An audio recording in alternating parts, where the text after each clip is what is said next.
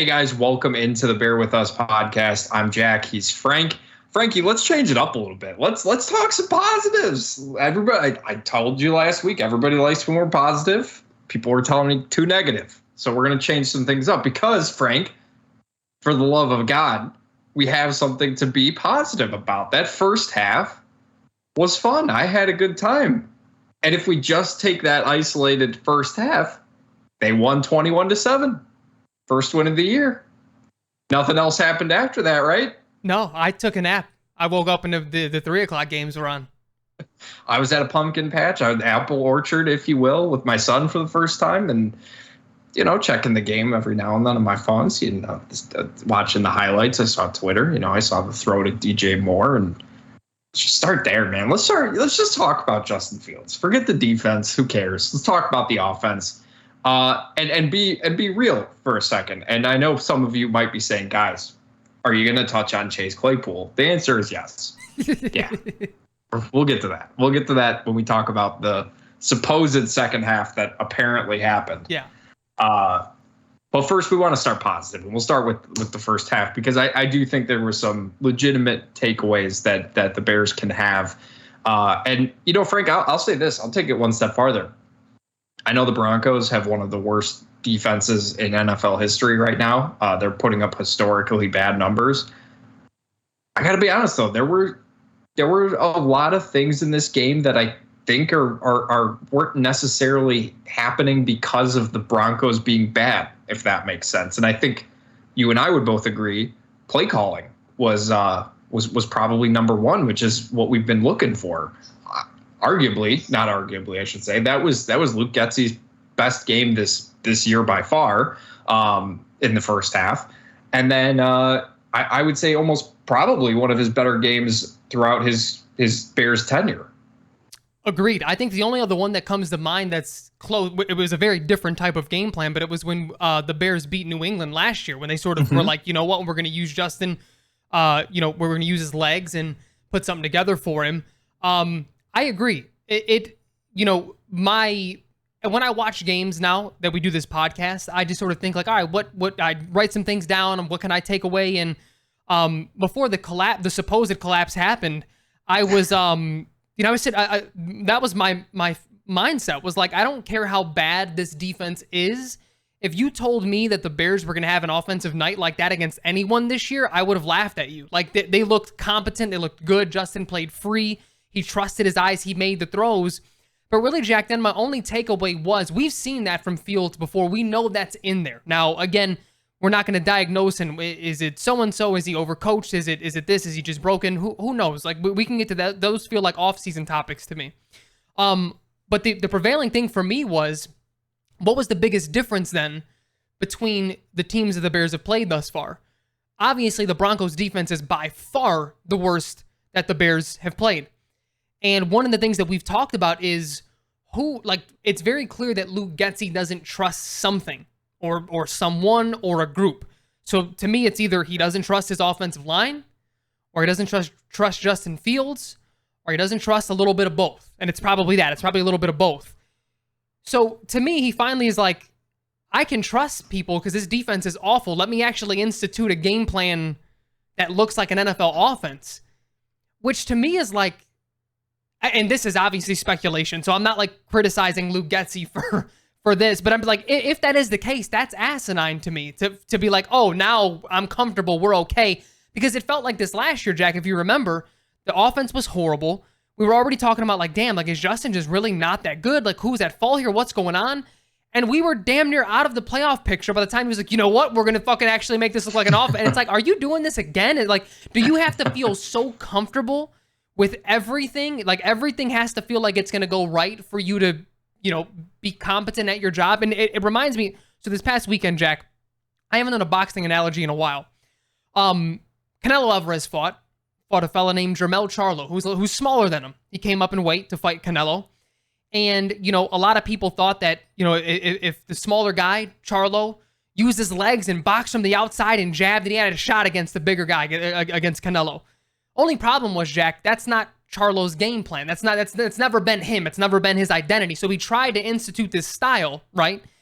And he survived. He didn't, get get beat up too bad, but he lost pretty much every round. And he was, he was like, oh, I didn't get knocked out. And yeah, it was like, that was sort of his win.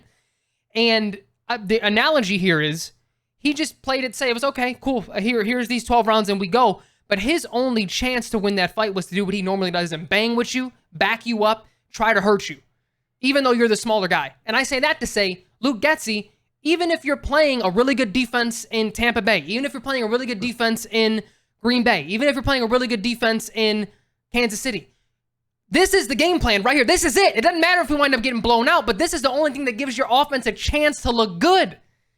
Do you get what I'm saying? Like, even if they still lose 40-10, even if they still lose 48, the only chance you can give yourself for an offense to keep you in the game is to do exactly that. The misdirections were there. The bootlegs were there. Getting Justin in motion was there. Even crossing patterns, some slant route. I mean, everything that we've asked for was there. Again, that's not to say that we can go back and, we would have beaten Green Bay if they'd have done that. It's not about wins and losses. It's about actually looking like you know how to do your job. It's about putting people in a position to succeed. And for 3 quarters, it looked that way. Yeah, I mean, you just look at the box score, right? If you just closed your eyes, you didn't know anything about the scores or anything that had happened previously. You look at Justin's stats. First game where he throws for over 330 yards. First game over 300 yards as a Bears quarterback. 4 touchdowns, 1 interception. We'll talk about that when we get to the second half. But in the first half, in the first 3 quarters, he had 285 yards and 4 touchdowns, and then he also, I think, only had 1 incompletion, which was on a Hail Mary attempt. Yeah. And then you look at Khalil Herbert, 18 carries, 103 yards. Okay, take that. DJ Moore, 8 catches, 131 yards of the touchdown. Would have told you that before the preseason or before the season. You'd be like, yeah, I'll take that any day of the week. Cole Kmet, 7 catches, 85 yards and 2 touchdowns. Darnell Mooney, 4 catches, 51 yards. A lot of guys were doing their jobs on offense.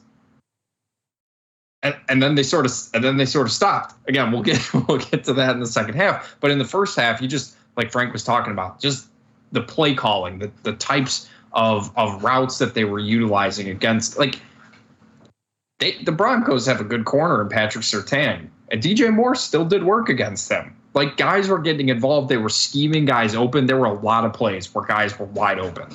And I think it was all scheme, but there was one play in particular, one really positive play that I think needs to be touched on.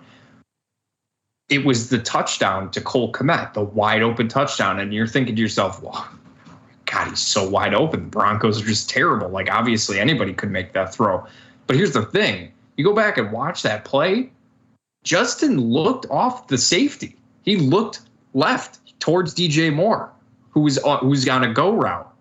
He looked that safety off with his eyes turned right, saw him open and threw it.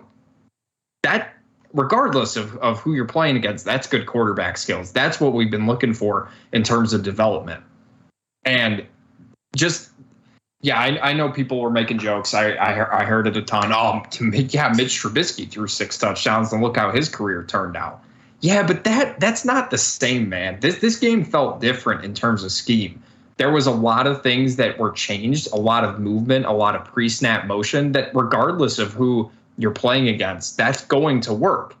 And some of those throws that Justin was making, because let's not get it twisted. That offensive line played like shit. They were bad. They played like dog shit. The center, Lucas Patrick's out here talking about how they're still a good team and media's not doing their job, whatever.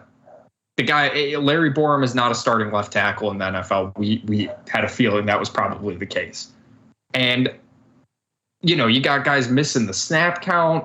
There was literally a play, where Borom, I think Cody Whitehair too, and Darnell Wright all just stood there after Lucas Patrick snapped the ball. And Justin still made a positive play out of it. If your takeaway yesterday was that Justin Fields was the problem, and I know about the 2 turnovers, and we'll get to that. If your takeaway was Justin Fields was the problem, he is not the answer at quarterback, that was your big takeaway from yesterday's game, you weren't paying attention. You just were not paying attention, because he was making some really good throws with guys in his face. And again, I don't care if it's the Broncos. That could have been any team out there, and he was making some really, really nice throws. That one to Equanimeous St. Brown, where he had to juggle the ball 5 times to catch That's it. his thing, It but was he a did dart. it. That was a laser. And it was the arm angle, too. It was the side arm angle. Yep. And the last thing I'll say in terms of comedy, was the flea flicker. Because that was one of the worst pitches from Khalil Herbert I've ever seen any running back ever made on a flea. It almost blew the play up because Justin had to catch the ball, reset, and then throw it, but yet he still was able to make an incredible play. Yeah, that was. It's very funny because my kids, when the games start at noon, they're able to watch like the first half, first 2.5 quarters. And I sort of put in my own commentary so they, have a little bit of understanding. And that play, that flea flicker, it was like, I like this. Uh-oh, Justin. Oh, okay, we're doing something here. I mean, it was just like a roller coaster. You went Romo. I went Romo. I had to. It was the only thing that you could do. The throw that I thought you were going to bring up, Jack, was that slant route to DJ Moore with the defensive end right in his face, just fucking ripping it. Oh, man, that was a toss. Listen, I mean, me and you were texting, and not to get into too much of the overarching thing, because we'll get to that before we get to our picks, but it's very hard for me to blame any single player, any single group, any single side of the ball, even though the defense has been atrocious, because to me, this is all just a reflection of coaching. Even what you just talked about with Lucas Patrick snapping the ball on the whole right side of the line is just still standing still. Things like that have been happening since week 1. Remember we were talking about in after they lost to Green Bay, we were like, there were certain plays where it was like the linemen just all went in motion at different times. Like they weren't in sync with each other. There should have been a few more false starts that game that the refs let go on. Like stuff like that is still happening. And again, this roster has been upgraded. You cannot look at this roster and tell me, because there's even glimpses where you can see it just because there's more talent there. This defensive line has been given no favors by this coaching. But there's still times where Andrew Billings is blowing up a play. There's still times where Tremaine Edmonds is blowing up a play. But it's like every side of the ball, there's times where players are just not in the right place.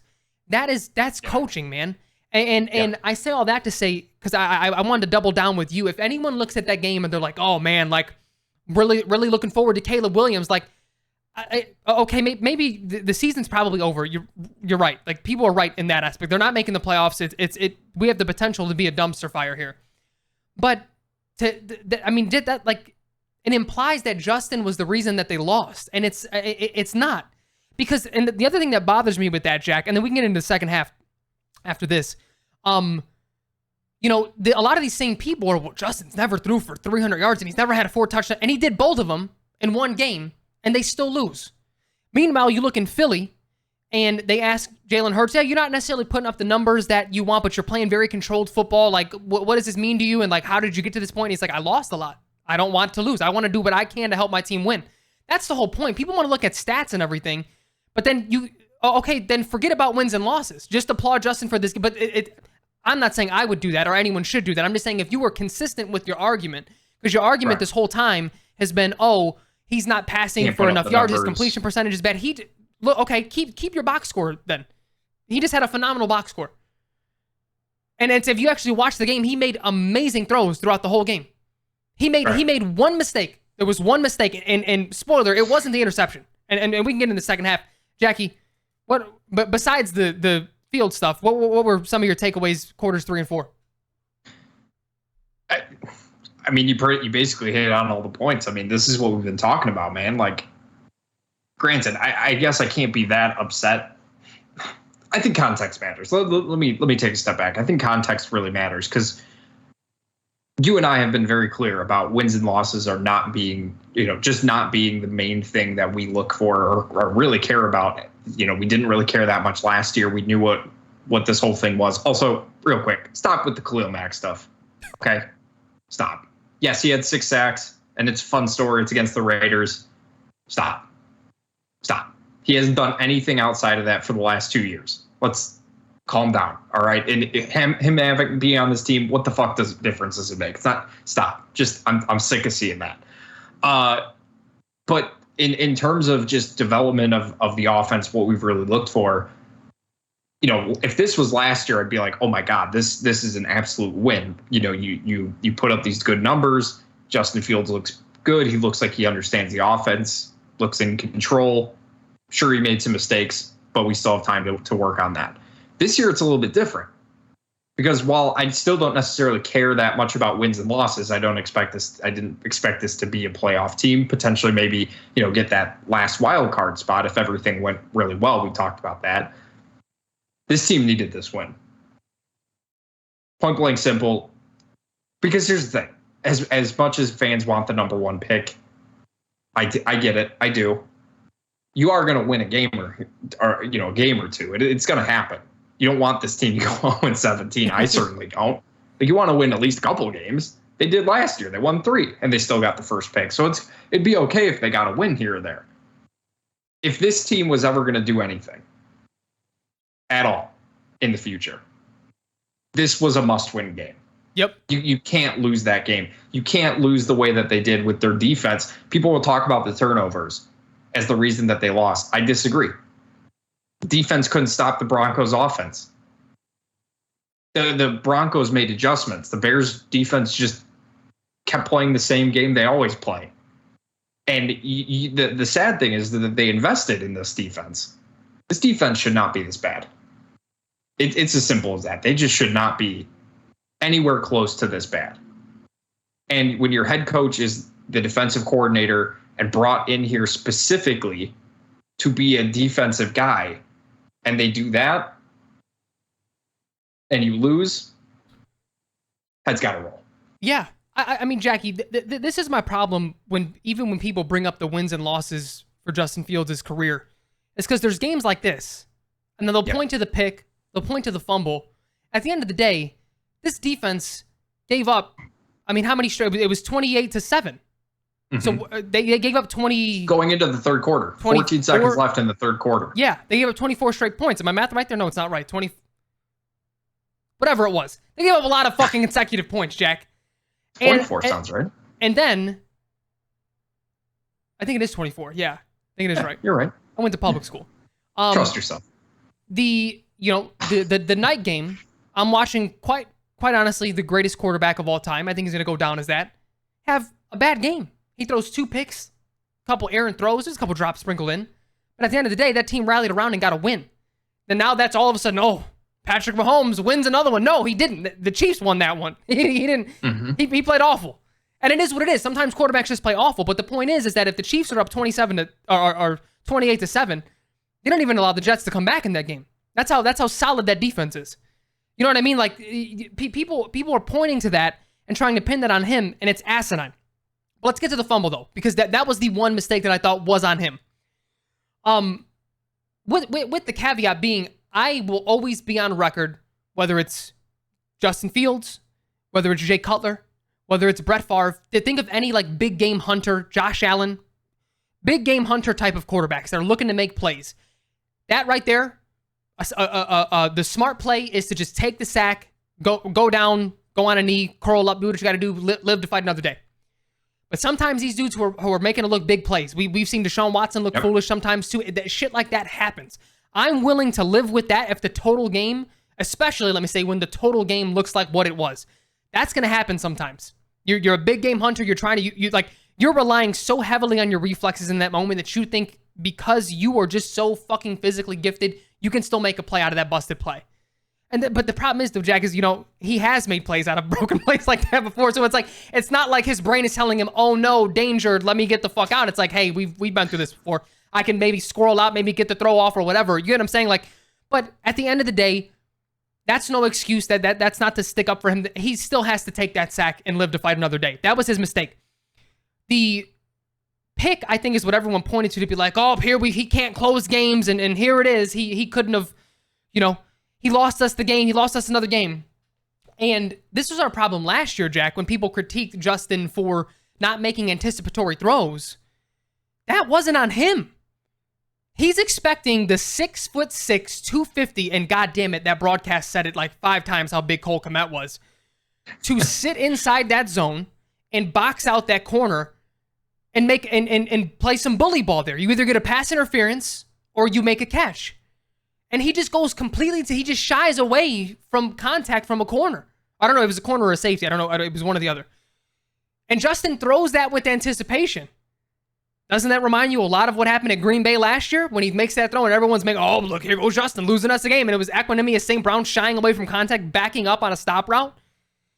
Like, if people want to go ultra critique and like really dive in and say, well, maybe the reason that is because he doesn't throw enough anticipatory balls that Cole didn't know what he wanted him to do.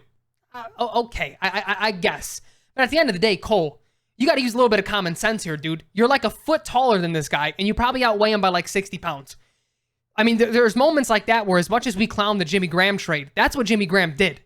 That he was, whether it was the red zone or not, he knew how, there was the tight end thing, but like that's what we need sometimes from our big targets. That's what we weren't getting in Chase Claypool either. He even plays where he's going up to make 50-50 balls, he's like fading back. Like we need these guys to make plays sometimes. We need these guys to use their physical attributes. And that was a time in which Justin threw with anticipation and it bit him in the ass because his tight end wasn't there to make the play. Sometimes it's the receiver, but this time it was the tight end. Like it's absurd that people in real time, I saw that play. It wasn't even the replay. And I was like, Cole ran the wrong route. There's no way. I don't even think they showed the replay. They showed it a little bit later. They showed it after, I don't know when, but I did see, maybe it was the post-game show. But I didn't even see the replay, Jack, and I knew goddamn well that he ran the wrong route. Yeah. Which, again, that's a coaching thing, in my opinion. There can't be miscommunications at this point between those two guys. But I'll say this, Frank. I'll say this. I don't have a problem with either play, if I'm being 100% honest with you. That fumble, should it have happened? No. But you could see, if you go back and watch the tape, you see how many times they kept running the naked boot, the naked boot, the naked boot. How many times there was a free rusher? There was a play where the line was shifted left. Justin made the adjustment. Lucas Patrick went left. Cody Whitehair went left. Larry Borum goes right. And there's a free rusher coming right at him, and he makes the play. He still makes the play. Think about that play he made against to get the touchdown to Khalil Herbert. Oh, I know. Sneaked out the defender, bought some time for Herbert to get open, made a great throw. But you saw how many free rushers were coming. And you kind of knew they were playing with fire throughout the entire game. You knew at some point it was going to get to them. And it happened on that naked boot, which I didn't like the play call. No. I didn't like it there. It's again, we're play calling gets him in trouble. And again, it's Getsy refusing to adjust. And he's just doing the same thing all game because it kept working. So I don't have a problem with realistically, what are you going to do? And Justin talked about it. He owned up to the mistake. He also agreed with you, Frank, that it shouldn't have been a fumble. But basically he said, we've been taught, day one, you can't take a sack there. So he's trying to make a play. Right. I'm not going to criticize that because that's something we've been asking him to do. That's who he is. He's a guy who wants to make the big play. Same thing with the interception. I love the anticipatory throw. Does it suck that it ended in an interception? Absolutely. But again, it's not like one of those things where he makes it's not Desmond Ridder bad, where he makes the throw and you're like, or even I'll even take it up a notch because to piggyback off what you said, Patrick Mahomes threw two really bad interceptions last night. And not even the Jets made a good play, just bad throws. That happens. And you can't be like, oh, well, Justin doesn't see the field well and also needs the offense to be super simple for him to succeed, but then also get mad at him when he does the anticipatory stuff and it doesn't work out. You can't blame him for that. You're just looking for excuses to want Caleb Williams, and that's fine, but just be honest about it. Yeah. So I don't have a problem with either play, if I'm being 100% honest with you. Looking back, sure, the fumble bothers me more so than the interception, absolutely, but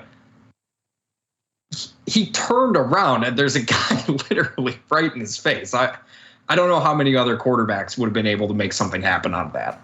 No, I agree, Jack. And honestly, the last thing that I wanted to touch on from the actual game, and it reminded me because you brought up the play calling from Getsy. He is so strange to me, man. Because the Bears, this whole coaching staff is no, for sure. And we're gonna get to Eberflus and why he's strange. But the Bears will be down multiple scores and he'll stick with the run.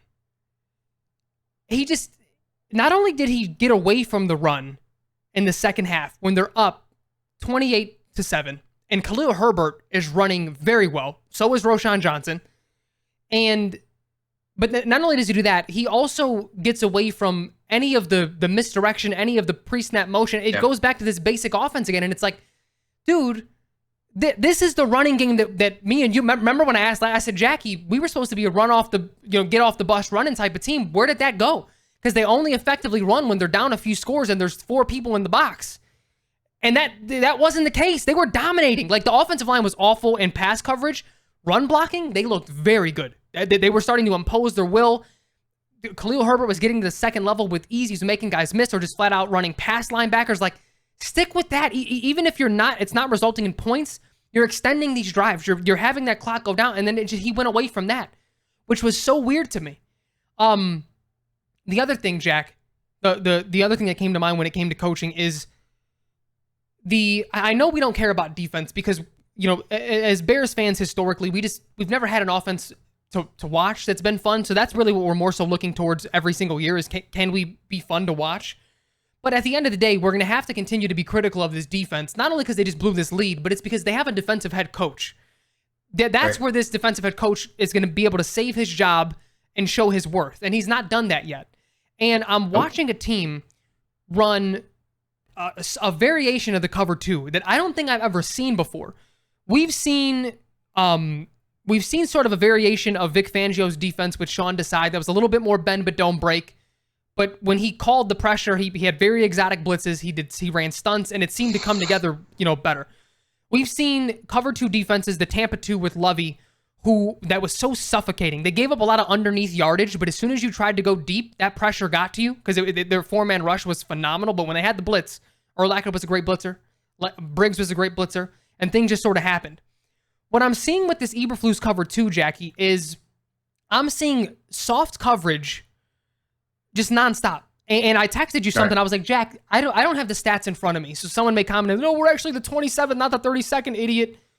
But they have to be the worst team on third down in the league. But because this is what happens every single time, regardless of whether or not they blitz, is say it's 3rd and 9. They have their corners line up 7 yards back every single time. They're giving up everything underneath. And then it also looks like they're having all the linebackers almost play safety, where it's like they're going to allow even up to the line, up to the first down where the other team needs to get to make a reception happen there as well. Because, Jack, I wish I would have kept count. I'm going to keep count on Thursday. But I swear, it had to have been 80% of those third downs that were converted were completed prior to the sticks, and then they got the rest of the yardage after the catch. That's embarrassing. Because, again... The Brandon Johnson play. Why was he so wide open? I mean... That got them into field goal range. Who the fuck knows? But, Jackie, what I get disappointed in as well is Eberflus is sending more blitzes. He's calling more blitzes. He's getting more pressure. That's coming to fruition a little bit more. But again, if you have it's 3rd and 10, 3rd and 11, you're blitzing 2, so it's a 6-man rush. This quarterback now knows he has to get the ball out quick, and you have your corners line up 9 yards back. What are we doing here? Because you're giving up first down. You're making it even easier on the quarterback now. That has happened nonstop since Allen Williams has left. I don't understand what this game plan is. Like it's like Eberflus is obsessed with shooting himself in the foot, and that's just one example of what I saw last week. That I was like, this guy he doesn't know what he's doing, and it's one of the things. Because my biggest gripe, Jack, they should have kicked that field goal. Going for it on 4th down was a fucking awful decision. Yeah, we'll get to that because I have a difference of opinion because. It kind of wraps into my bigger point. But I'll say this in regards to sort of what you were talking about. I think what I'm most disappointed in is just the lack of playmaking on this defense. I thought that was supposed to be the whole point of the hits principle. And Tremaine Edmonds, you're spending, almost $20 million for this guy to just run the middle of the defense. Like, he doesn't really do anything. He hasn't done anything. Just around the entire defense is you brought these guys in and they just don't make impacts. And to me, you don't just go from being a good player, making almost $20 million to in this defense to all of a sudden being bad. You're not a bad player. I just think it's bad coaching. Yep. I just think Eberflus's system is bad. They don't have the defensive line that they need to make the system work, even though I don't really think it works anymore in today's NFL. And ultimately, I could not laugh any harder as the one sack that they get, it started with a guy missing the sack. He missed the tackle again. I know. No one can finish on this defense, man. Like I just, it's so bad. And a lot of that too is on Poles. He knew the defensive line was going to be an issue. He tried to address it with sort of like rotational guys in DeMarcus Walker. And I would have expected, I have expected a bigger impact from Yannick Ngakoue by now, and it just hasn't really worked out. And just they draft two guys in the second round to bring them in and have them make impacts by denting the pocket from inside out to only play 19 snaps in a game. I don't understand the philosophy. I don't understand the strategy. And, it's just, you're right. If that was how Matt Eberflus was going to save his job, it was with this defense. And this defense is historically bad. Yep. They've given up 25 points in the most amount of consecutive games, more than any other team. And Jack, the thing that's most bothersome to me is those were our two biggest critiques. The thing that I wouldn't shut up about last year was why is Chase Claypool playing 30% of the snaps? Why are certain players, why are you rotating Tevin Jenkins? Why aren't you just putting him out there? Like these percentages you're seeing, these reps that these players were getting, it was like, what are we doing right now? Like, we need them to get reps. They need an in-game rep. This whole season is to set up the next season for more development. Then get them in now. And that's rearing its ugly head yet again. I don't care if... I understand that Billings is probably better than both of them right now. I'm not saying they should be in for 90% of the snaps. Get them a higher snap count. Get them real live game reps. You can't complain and say, after week 3, we just couldn't do much in the preseason. People we're finally working together because of the rules and the things that we can and can't do at practice because of the NFLPA and the agreement. Okay, fine. These are real live games now. Get them in there. Let them learn. I just don't get it. But then your biggest thing, Jack, that's reared its ugly head is just the how conservative everyone is on the staff. And you got fucking lit up in the comments section. They were trying to lose. Aren't you happy that they got the number 1 pick? And it's like, yeah, sure, but not like that's your DNA at the end of the day. You're not doing red flags for the future. Yeah, that right. But the point is, what people don't understand, the front office tanked last year. They traded away very productive players to get draft picks to build for the future. Coaching staffs don't tank. That's not what they're in the business for. Because Matt Eberflus, when he gets fired, he can't go into the next wave of interviews and say, well, that first year doesn't count on my record. I tanked. They don't give a fuck. They're looking at your record. They're looking at what you did, and you can't just throw that off your resume. And it's the same reason. I mean, they were talking about it during the Cowboys game. Micah Parsons has not come off the field. And he's very open as to why. Because if I miss this quarter, that's 2 sacks that I can get. When it's time to negotiate, they're not going to take away those 2 quarters off my negotiations. They're going to say, you only had 16 sacks instead of 20 a couple years before. We're going to give you a few mil less. That's the way this works.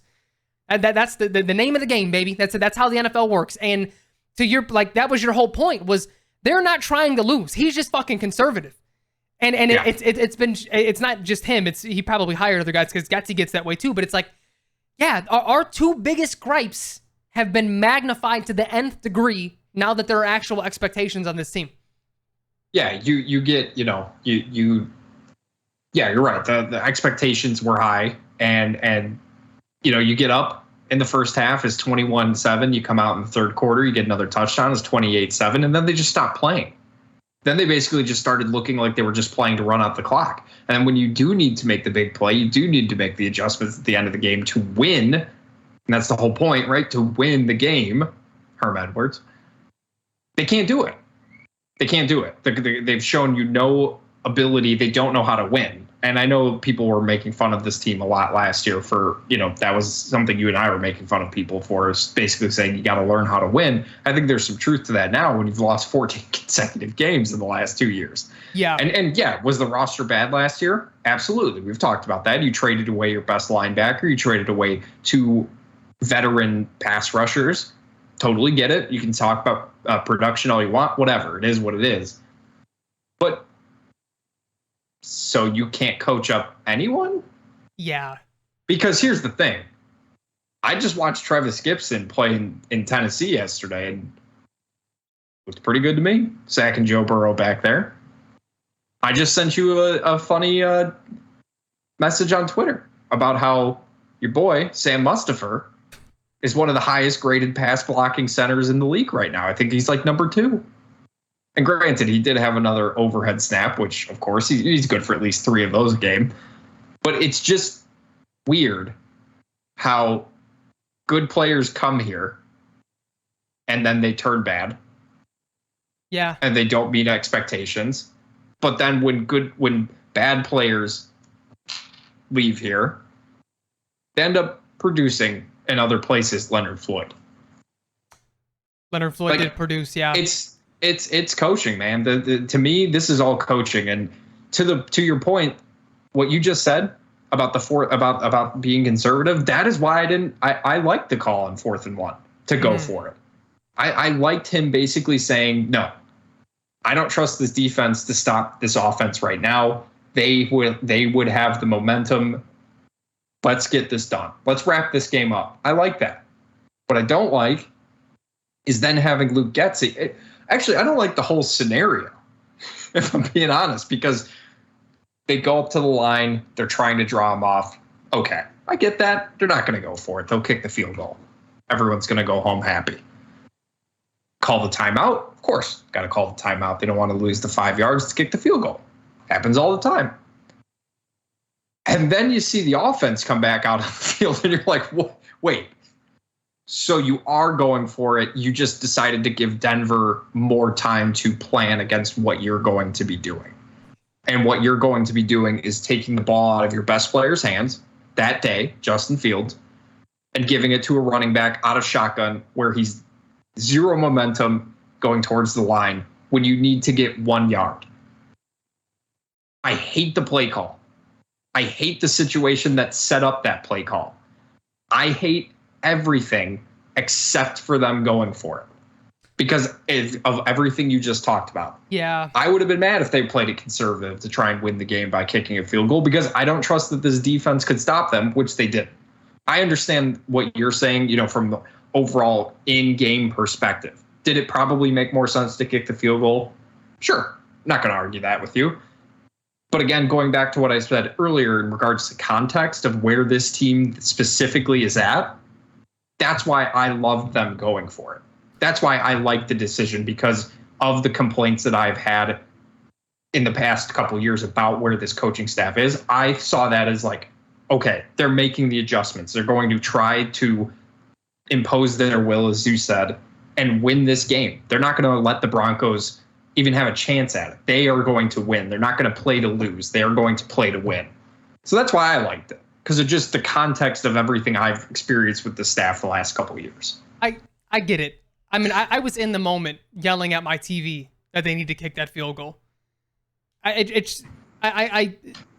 Your argument is rational. I have nothing to say you're wrong, because while I don't agree with the outcome, I understand where your mind is at. My whole thing was, I mean, you just really what you touched on is you took the ball out of your best player's hands. If you're going to go for it there on 4th and 1, you either go quarterback sneak, you go bootleg and one option or run, RPO, give me something. I mean, especially from that formation, that wasn't the first time they called that run from that formation. Everyone knew what was happening. Every single person. You harken back to week 2 against the Bucs when they were like, it was predictable. We knew what was happening out of every set. That was what that was. Luke Getsy went back to that. And that's what pissed me off even more. Was like as soon as he went back, I was like, oh, this is going to be a handoff to Herbert. And then the linebacker just blew it up. It was immediate. But then I look back at our defense. This is me just like compounding my anger, because I was like, our linebackers wouldn't have done that. We would have given up the 1 yard there. Oh, they wouldn't even have got to 4th down, because they would have converted on 3rd down. I mean, Jack, these are my final thoughts on everything. The game yesterday, the season's over for the Chicago Bears, because not only was that a chance for them to get things going, they had a chance to win 2 games in 1 week. They had a chance to win one Sunday, When one Thursday you have the long break and you're like, hey, 2-3, shit, we're right back in this. Forget the 0-3 start. Like if you would have said the Bears were 2-3 after 5, regardless of scores and who it was, you'd have been like, hey, that's not awful. Forget how they got there. You know what I mean? Forget it was 3 straight losses and 2 straight wins. We would have taken that coming into the season. Like, oh, okay, hopefully one of them's against Green Bay, but if not, 2-3 isn't the worst. But that was it. That was the season. And again, Jack, we talked about this last week. The way that the players play, especially when it's every level of the team, is a direct reflection of coaching. What happened when the going got tough and they got punched in the mouth? They clammed up. They became Jermel Charlo, and they just skated on, and that was it. They don't have that fucking dog in them. And I know that's like a meatball, idiots say, but just look at the way that this team reacts to any sort of adversity, ever. It's not just on Justin. It's not just on, because, the one thing that coaching will say is we hated the 4th and 1 because of execution. If it was executed better, they could have gotten the yard or the 2 yards, which you can always concede to that. If every play is executed perfectly, it's going to be it's going to be a good game. So whatever. But, and even on that play, for as predictable as it was, the offensive line got pushed back. And they've been running the ball very well all game. And they made mistakes too. Darnell Wright made a mistake. Yeah, that's what I mean. But the false start when the going Larry got Borum tough, to even push him back. Yep. When they got punched in the face, they clammed up. This is a direct reflection of coaching, from the top down, from the head coach down to every single coordinator and position coach. That's just that we asked what their identity was, Jack. That is their identity. Yeah, and one of the biggest positives we had last year for this team was the discipline. Because even when they were losing, they, going through that rough stretch, they were still disciplined. No penalties. They were really smart. They made good decisions. This team is not smart. This team is not smart. They're not even close. They've taken such a step back from last year. It's truly insane. And, not to spend too much more time, because I do want to get to the picks, not to spend too much more time on the Chase Claypool stuff, but I mean, that's just an indicator of where Matt Eberflus is as a leader, as a communicator, as someone who is, it comes into question. It may sound silly, but his preparation skills. Yep. As a guy who's coming up with game plans for an NFL game, the way he communicates, man, the way he's prepared, it's like they catch him off guard with some of these questions. Why was Chase Claypool inactive? What? Can you repeat that? Why was he inactive? Well, right? It is what it is. Okay, what led to him being inactive? Huh? What? What led to him being inactive? Well, that's between me and him. So who sent him home? No, we gave him the choice. But then we also sent him home. Listen, he lied about the timeline of things. Nothing added up. I don't know what he thought was going to come out of him lying, because they were going to find out what happened. Justin basically came out right after him and basically told everyone he was lying because of the timeline that he provided. And Cole Kmet basically said, yeah, he, Chase has really got to learn to handle this like an adult, basically telling you, yeah, he didn't react the best way during practice, which is just weird because Chase Claypool's complaining about not getting targets and, he's not putting in the effort, but that's why he's not getting the targets, is because he's not preparing correct. I don't understand what's going on with Chase Claypool. I don't get how this has gone so negative. But man, they better lock up Darnell Mooney. Can't let him walk, because if you do, what do you have at receiver next year? DJ Moore and who? I thought you Marvin Harrison Jr.? I thought you were going to say, if you do, how are we going to win the Super Bowl? Well, that's a good point too. You got to keep him around. Super Bowl, Darnell Mooney. Oh my God. Dude, that's the last thing I'll say, and then I'll turn it to you and we can maybe get to picks, is just this. I just think Matt Eberflus misses golden opportunities to connect himself to this fan base. He treats people like they're dumb, maybe not even directly because he's trying to be nice. I think he's a nice guy. Yep. And I think that's part of the problem of this team's mentality is I think they just try to bring in people who they want them to be smart. They want them to be nice. They want them to be good people. And that is not a bad thing. That is not a bad quality at all. But on a football team, ultimately, your goal should be to bring in the best football players possible. The whole thing with Jalen Carter, if you couldn't coach him, that's a huge indicator of your coaching staff. And, you can talk about whatever you want in regards to would he be that player on this defensive line without the talent surrounding him? Who knows?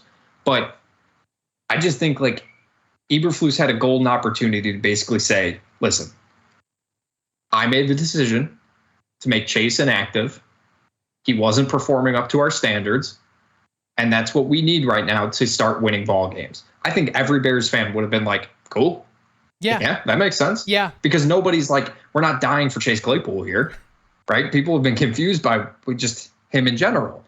But instead, Matt Eberflus goes down this route of trying to be the nice guy and not throwing Chase Claypool under the bus where he's just I just don't want to talk about it. But media is not going to let that. So they want to know what happened.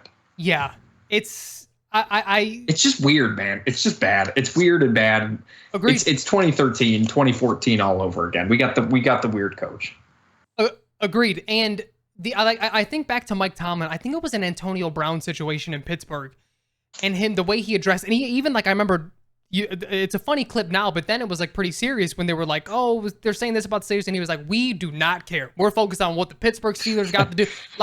He's owning, and I remembered when people were talking about the Claypool thing. I don't know why it's burned in my memory. I just remember him saying something along the lines of we dismissed him. He's no longer a part. I don't remember who it was about. I don't know if it was Antonio Brown. I don't know who it was. But him just getting on the podium, he didn't even fucking let them ask a question. He's I know there's going to be a ton of questions. We dismissed him. He's gone. He's no longer part of the Pittsburgh Steelers. If you guys want to ask more questions, go ahead. But that's my answer. He's not here. I let him loose or something like that. And I was just like you said, that's all, Matt. That's all we need, buddy. What do you think you're gonna I feel how people always say if you're being interrogated by cops without your lawyer present, just shut up because they're gonna continue to add. It's that's how reporters are. Maybe not the best analogy, but they're going to keep picking and prodding and getting until they get, just like you said, Justin's timeline was a little bit different than Matt's timeline, and Matt's timeline was a little bit different than Cole Kmet's timeline. You know what I mean? They're going to keep doing it. Dude, just, it didn't even have to be super specific, but yes, we dismissed him. And then the next question maybe, are you looking for trade suitors? We don't know just yet, but we told him not to come today. We made him inactive and we told him not to show up. Something happened at practice. Okay, cool. But the fact that you feel the need to skate around and walk on eggshells, not only are you missing an opportunity to connect more with the fan base, but you're making yourself look even more inept. Because now it looks like you don't have control of the locker room, whether that's true or not. He probably doesn't, but I'm just saying that perception is only gonna have reports come out or be less, it's going to paint you in an even worse light. It's not going to go good for you when you act that way, especially when you're not winning. The best thing you can do is be a fucking open storybook right now. You open up those pages and you read every fucking word because that's the only it's the only thing you got at this point. Yeah, I just don't know how Kevin Warren lets this go on any longer. Because listen, I know people are saying, well, he's not even really the football guy. He's the businessman. He wants to make money. He wants to make the Bears money. And he understands that the longer this clown show goes on, it's going to hurt the brand. I really think Kevin Warren is basically telling Ryan Poles, you have the rest of the season to prove me why you should stay. Because I think Eberflus is gone no matter what. That's so funny, Jack, because that was the last thing that I wanted to say. I know we'll talk more about who we think should go and stay, but I don't think my mind has changed thus far. The only person that has any sort of right to stay is Ryan Poles at this point. The rest of this coaching staff, whether it's in season or not, I mean, at this point, it really doesn't fucking matter. The season's over, right? It doesn't matter. But they should be good. They should not be coaching the 2024 Chicago Bears.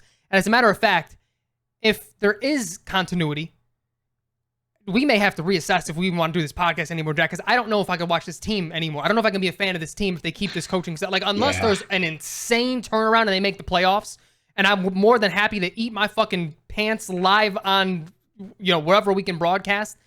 But as it stands right now, no, you can't bring them back. And Ryan Poles, while they are excuses nonetheless, he has good excuses to stick around for a while longer. Because at the end of the day, I still do like his philosophy. I think he has the right philosophy to win. And I sort of think back about John Lynch and the 49ers and a lot of the whiffs he had very early, but they stuck with him because they thought he was the football mind to be there.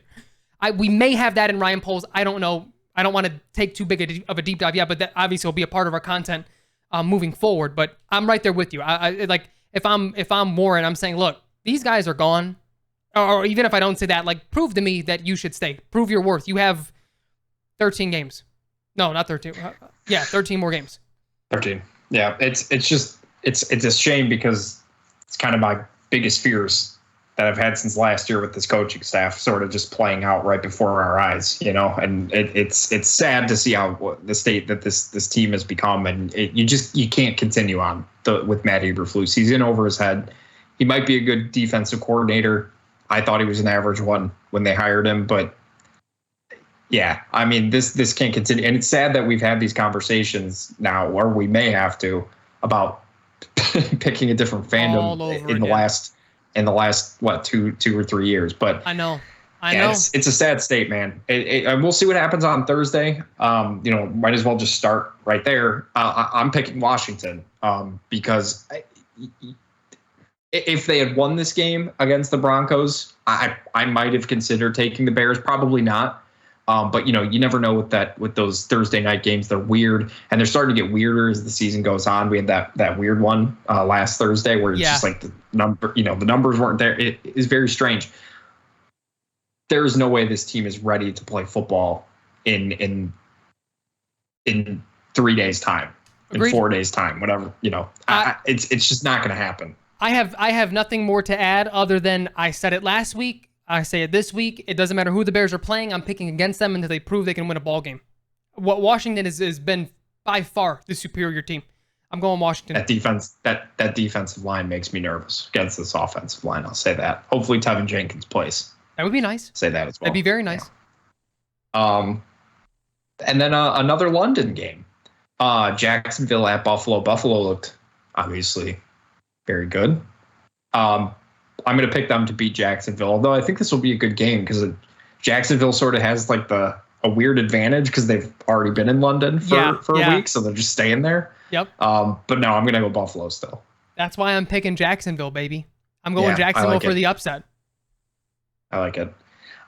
New Orleans at New England. I'm taking New England. I have an asterisk here, and that's only because if Derek Carr doesn't play. I don't know what his injury. I mean, he didn't look very good anyways, but I know New England just lost Matthew Judon, who is Frank's guy. I just don't see how this New England team can score a point. They're bad. I know. They're really bad. And Mac Jones has been bad as well. I think I'm going to stick with New England. I'm going. I wouldn't argue with you, but I'm going with the Saints because I think the Saints are going to be able to nullify everything that New England has going on offensively. I'm going New Orleans. Not very confident about it, though. Tennessee at Indianapolis. I'm picking the upset. Give me Indy. Give me Indy at home. I like what I've seen from Anthony Richardson so far. Too.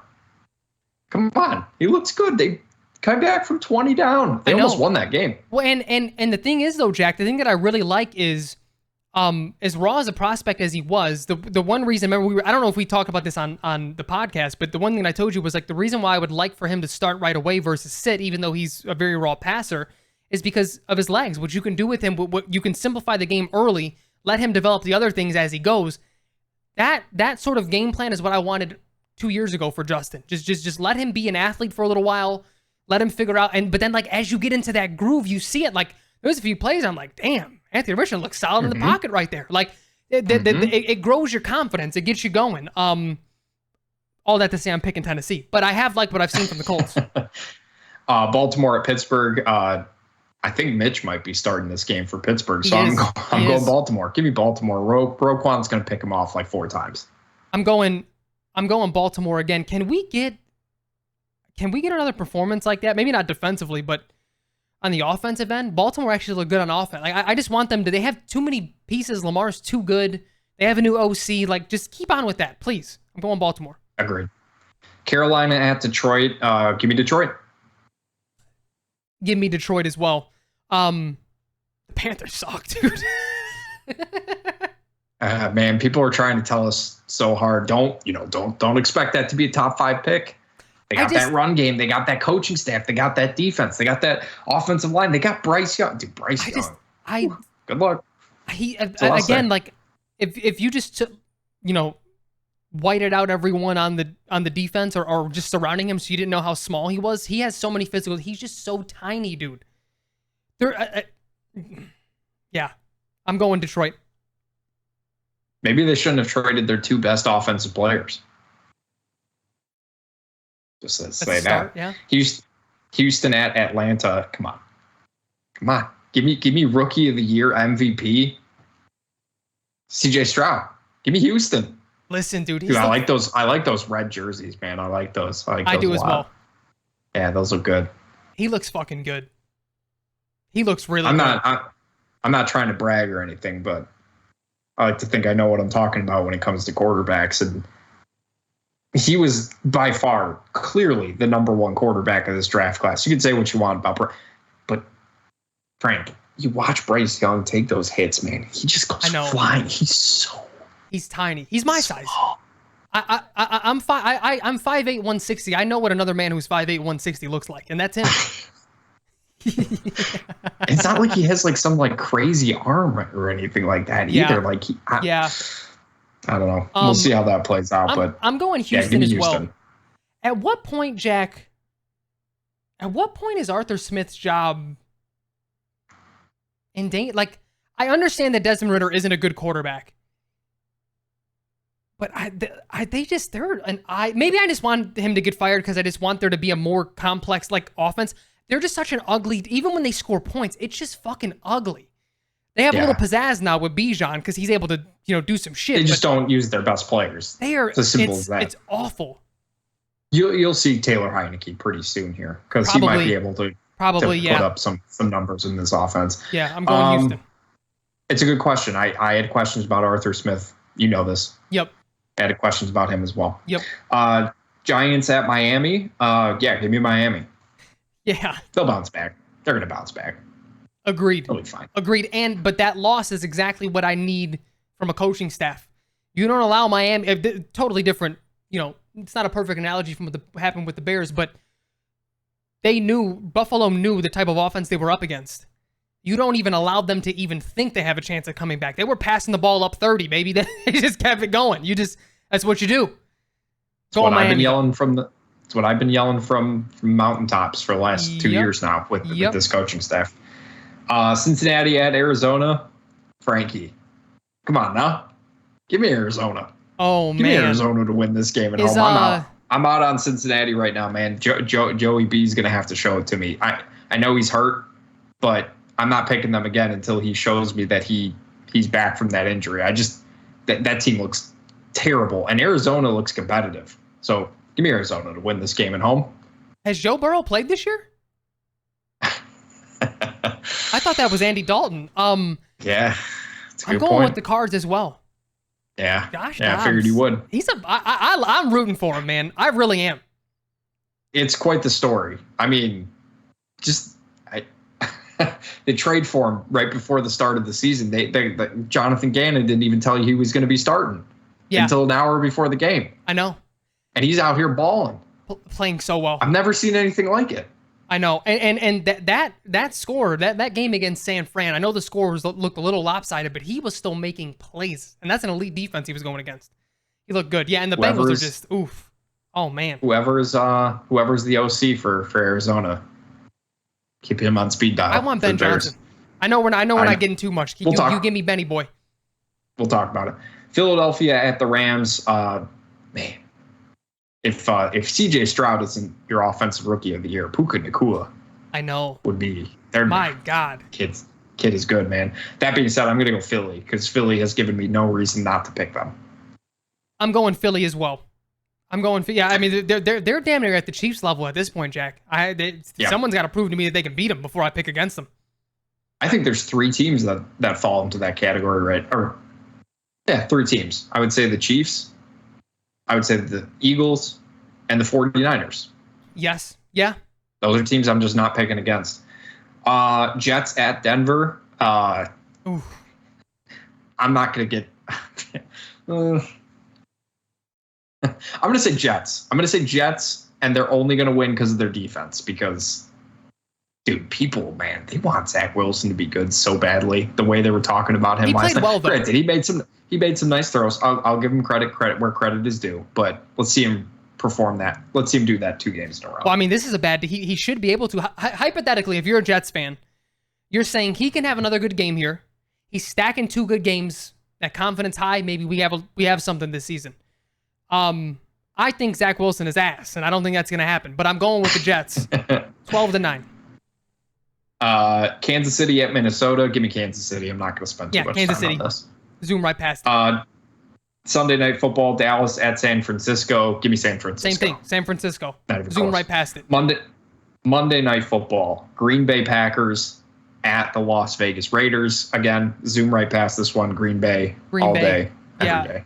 Listen, the Raiders, I mean, my God, they just find ways to lose, huh? Like, why did they give that rookie quarterback Derek Carr's number? Dude, I swear to God, Yeah. I didn't get a chance to watch too much of that game. I was sort of in and out. But when they showed I thought they were just randomly showing me a replay from a couple years ago or something. Like, I thought that was Derek Carr. I was like, why are they showing Derek Carr highlights right now? That was strange. That's disrespectful to Derek. Good. He's done a lot for that organization. Yeah, but I'm going Green Bay. I mean, Green Bay has had their ups and downs, but they have the better quarterback. They are a much more well-rounded team, and they just haven't found ways to lose like that yet in the Jordan Love era. Las Vegas, they find ways to lose.